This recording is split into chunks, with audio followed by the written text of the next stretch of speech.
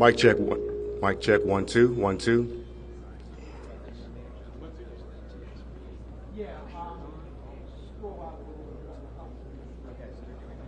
Mic check 1 2 1 2. Mic check 1 2 1 2 3 1 1 1 2 1 2 1 2 1.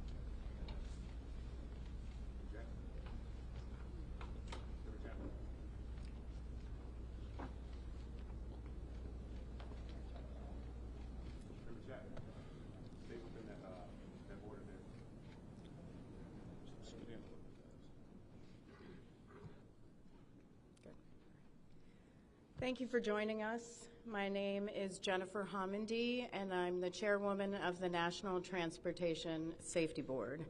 The National Transportation Safety Board is an independent federal agency that's charged by Congress with investigating every civil aviation and serious accident and serious incident in the United States and significant events in other modes of transportation. I want to start by expressing our deepest condolences, our sympathies on behalf of the entire board for those who lost loved ones in this terrible tragedy. Our thoughts, our prayers are with you. Entire communities were affected, and we are thinking of you. With me today is Bryce Banning. Bryce is a senior aircraft accident investigator with the National Transportation Safety Board. He's also going to serve as our investigator in charge of this investigation. Also with me today is the entire board. We have Todd Inman, member Todd Inman. Todd is going to serve as the board member on scene, the spokesperson for this investigation.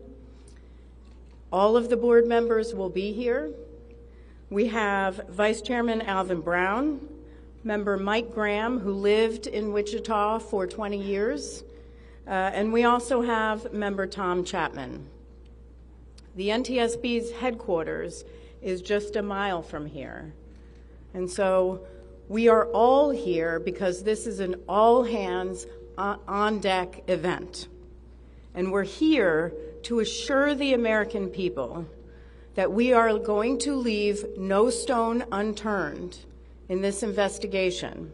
We are going to conduct a thorough investigation of this entire tragedy, looking at the facts. Now, with that, I want to level set.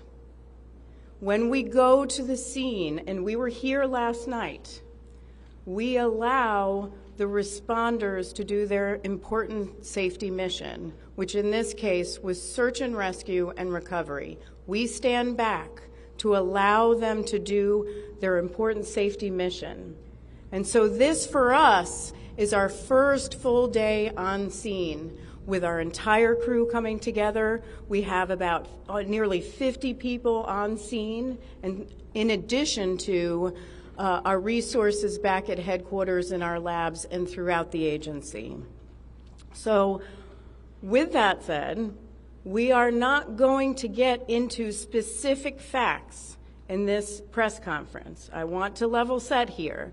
We're going to get into our investigative process. As we are able to confirm factual information, we will provide that. I do want to say this is a whole of government effort. I was able to brief, along with others, the President of the United States and the Vice President this afternoon. I want to thank them for their leadership, for their tremendous support of the NTSB, for our investigators, and for the responders that are on scene doing an important mission. I also want to thank Secretary Sean Duffy, who I was communicating with early on after we first got word of this tragedy. We've been working together throughout the day, along with his team at the DOT and within FAA. I also want to thank Secretary Pete Hegseth, who was also integral in working with us today. Chris Rocheleau, the acting administrator of the Federal Aviation Administration. We've heard from many members of Congress on both sides of the aisle, and so I will say this is a tremendous, one more time, whole of government effort. I also want to take a moment and thank the many, many responders that have been on scene. It has been an incredible effort. And I will have a full list that I will provide, that we will provide tomorrow, but I do want to thank them for all their work. With that, I'm going to turn it over to Member Inman for additional remarks.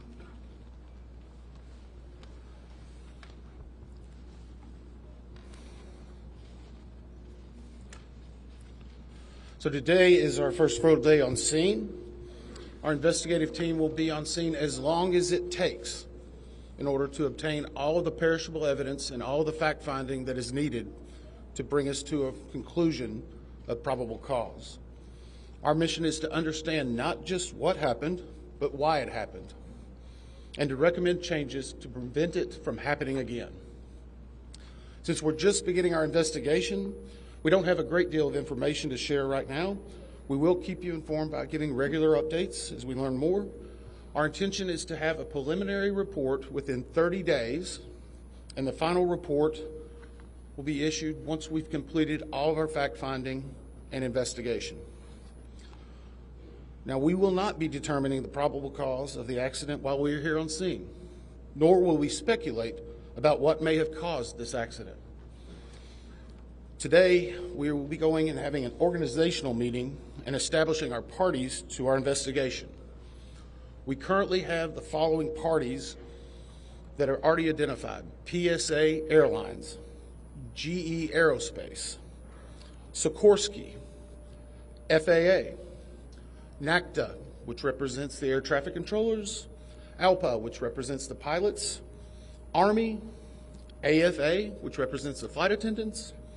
The Transportation Safety Board of Canada will be an accredited representative under Annex 13 of ICAO. They will be supplemented by MHIRG as a technical advisor. They were previously known as Bombardier. The NTSB offers this party status to those companies, government agencies, and associations that have employees, activities, or equipment involved in the accident. We offer that because they will provide technical expertise and relevant information supporting the development of the best possible factual record. Once they join this investigation, they are not permitted to release documents or talk publicly about the investigation without the consent of the NTSB. So I want to stress this. It is only the NTSB that will provide information related to this investigation, with one exception. Regarding the fatalities that occurred, that notification will be handled by the DC medical examiner. We will not be discussing fatalities or names. That will be handled by them as the proper authority. So we want to talk a little bit about our process. We will analyze the facts and determine the probable cause of the accident, and then issue a report of those determinations. I also want to talk a little bit about some additional people that are here with us, and they're very important to us, and that is our family assistance group. Later today, we will be briefing the families. We normally try to do this before a media event, but in this case, they're still arriving.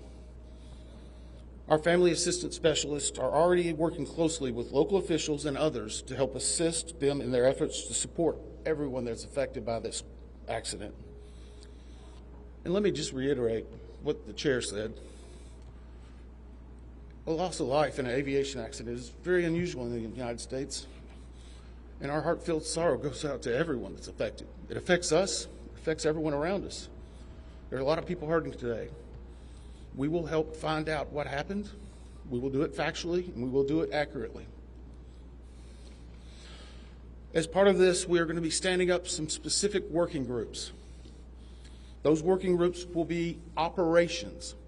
They will be looking at the history of the accident flight and crew members' duties for as many days before the crash as appears relevant. We'll be forming a structures group, which will be the documentation of the airframe wreckage and the accident scene, including calculation of impact angles to help determine the plane's pre-impact course and altitude. We'll have a power plants group. They will do the examination of the engines and the engine accessories. We'll have a systems group. They will study the components of the plane's hydraulic, electrical, pneumatic, and associated systems, together with the instruments and elements of the flight control system. We'll have an air traffic control group. They will do reconstruction and review of air traffic control systems provided to and including acquisition of pertinent flight track surveillance information, what you might typically think of as radar or ADS-B, along with controller pilot communications. We will also have a survival factors group. They will be doing the documentation of impact, forces and injuries, community emergency planning, and all crash and fire rescue efforts. Also, due to the unique nature of this crash, we will be having a helicopter group as well. Lastly, we will have a human performance group, and this will not be its own group. It will actually be a part of the operations, air traffic control, and helicopter groups. They will study the crew performance and all before the accident factors that might be involved in human error, including fatigue, medication, medical histories, training, workload, equipment design, and work environment. Now we're going to take a few questions, but I will again stress we don't have a lot of information now. We will continue to gather that. We will try to release it as we can, but we will only talk about the facts of the case that we know right now. I'm going to ask, we'll call on a few people. I'm going to ask that you state your name and affiliation. James Matthews from Sky News.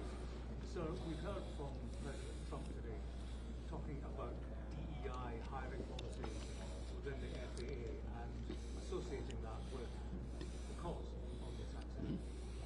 What do you say to that? Well, unfortunately, I didn't hear the remarks. I was briefing House and Senate members, but I believe, Chair, would you like to take that? As part of any investigation, we look at the human, the machine, and the environment. So we will look at all the humans that were involved in this accident. Again, we will look at the aircraft, we will look at the helicopter, we will look at the environment in which they were operating in. That is standard in any part of our investigation. I'll turn it back. Chair, can I ask you, has the flight data recorder been recovered yet? And what is the difficulty in a water disaster like this, which presents a very difficult environment for your investigators and the people out of the water? Well, the question was on the flight data recorders. And we have not recovered the flight data recorders yet. We know they're there. They are underwater. This is not unusual for the NTSB.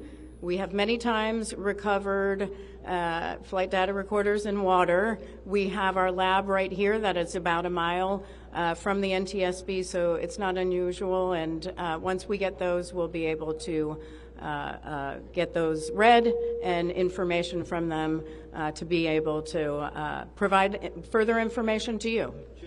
I'm going to turn it back over to Member Inman. Sir. Henry with CBS News. Earlier today, Defense Secretary Pete Hegseth said a mistake was made last night. Based off of you all's initial investigations and preliminary findings, have you all been able to tell whether this was human error or mechanical failure? The question was, has there been human error or mechanical failure? We don't know what we know just yet. We do not know enough facts to be able to rule in or out human factor, mechanical factors.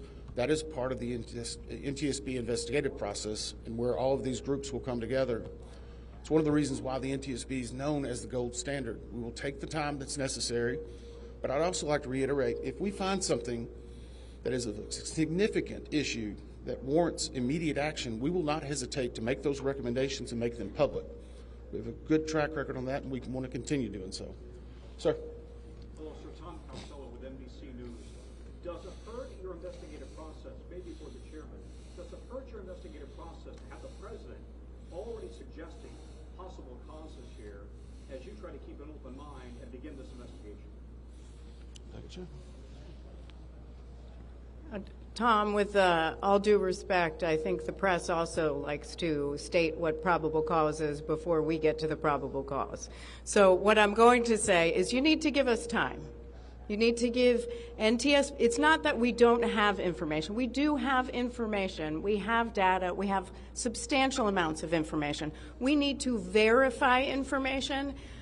We need to take our time to make sure it is accurate. That's best for you. That's important for the families. It's important for legislators who are seeking answers to try to figure out what they're going to do about this. And so it will take time. We do have a lot of information, but we need some time to verify that. Yeah, Member Chase Williams of Fox Business. I'm wondering about the conditions in the tower last night. Were there any performance issues in the past with any of these controllers, anything of that? The question is about controllers. As I said, we are just now forming the groups. The controllers do have union representation, which they are entitled to. They'll be working with our party system and our party groups. They'll be conducting interviews. Those interviews will need to be analyzed, transcribed, and other team members will need to look over it. It'll be a long process, but we will go through the entire history. Michelle Belgrave, The Independent. My question is for the chairwoman. Can you tell us more about what the president and the vice president's responses were when you briefed them this afternoon? Sure. So the question was about my briefing for the president and the vice president. As is standard, we offer briefings on our process and what we know, and this was a briefing with the president and vice president and with Secretary Duffy and Secretary Hegseth and also the acting administrator of the FAA. There was discussion on what we know so far and our process, and that was about it. Madam Chairwoman, Stephanie Ramos with ABC News. Similar to Tom Costello's question, the president has stated what may have caused the crash, stating common sense. Does that affect your progress at all at this early stage? Yeah, so the NTSB, we conduct an important safety mission where we take a very careful approach. I'm sorry, the question was on speculating during investigations, which is we often hear about. What I will say is we look at facts on our investigation, and that will take some time.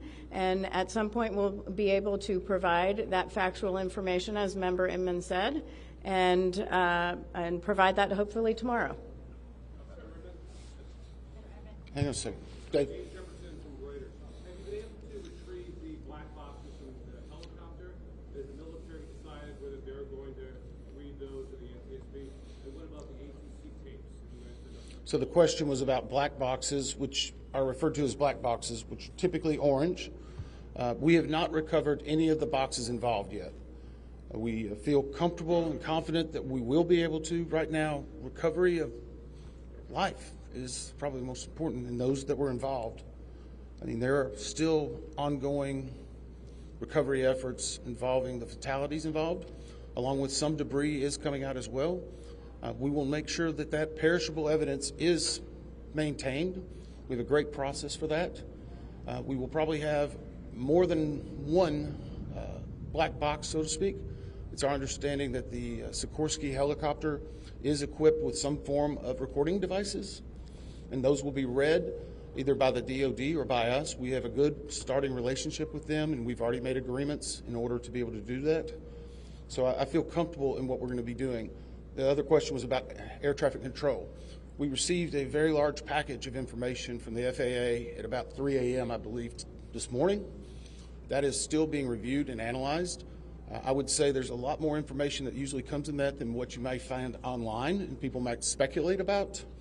And that is part of that overall process where we take the time to get the information correct and to make sure all the parties are engaged and involved and can fact check that information. One. Jake Cohen from CNN. Can you tell me if the NTSB has reviewed this FAA internal report that has been cited by the New York Times indicating that the controller that was on duty at the time of the crash was doing a job that's usually done by two people? We have not reviewed any specific reports about the controllers at this time, at least from the leadership team. Our investigators are continuing to pull all that information, their personnel records, their files, where they were at, whether they were fatigued.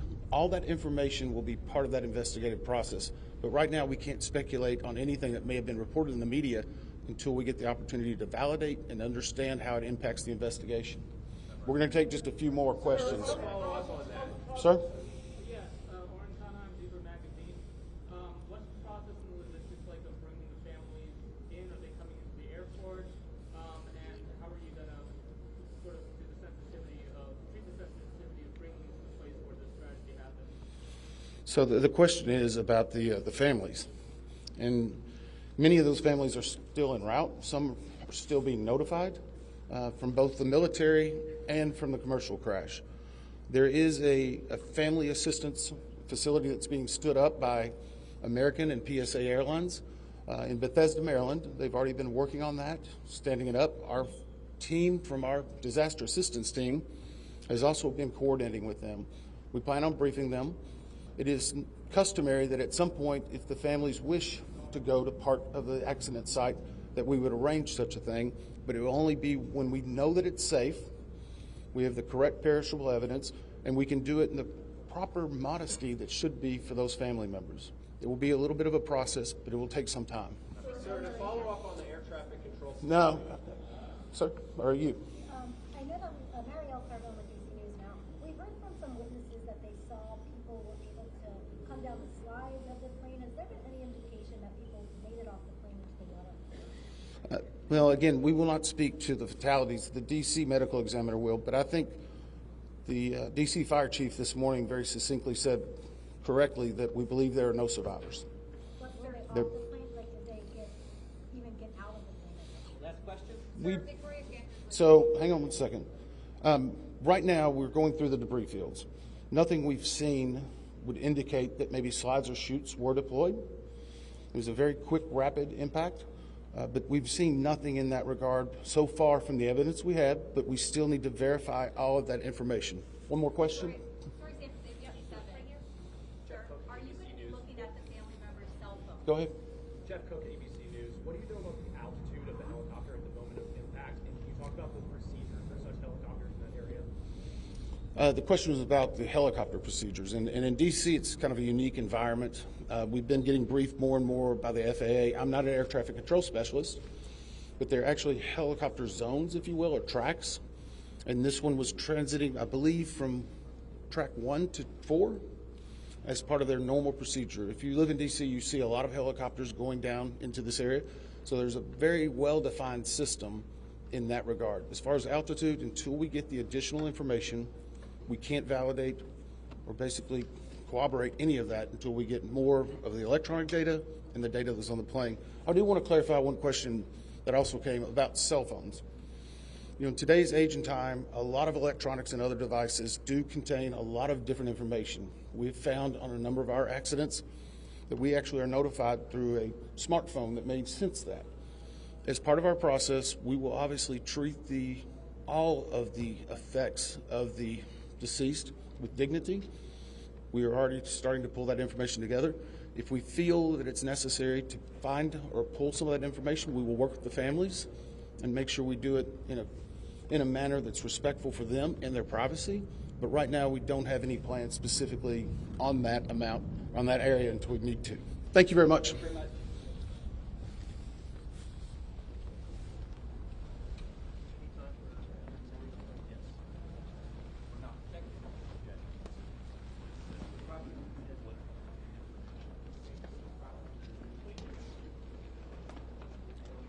Hi, for further updates on media briefings and other developments, please follow on X or Twitter at NTSB_newsroom.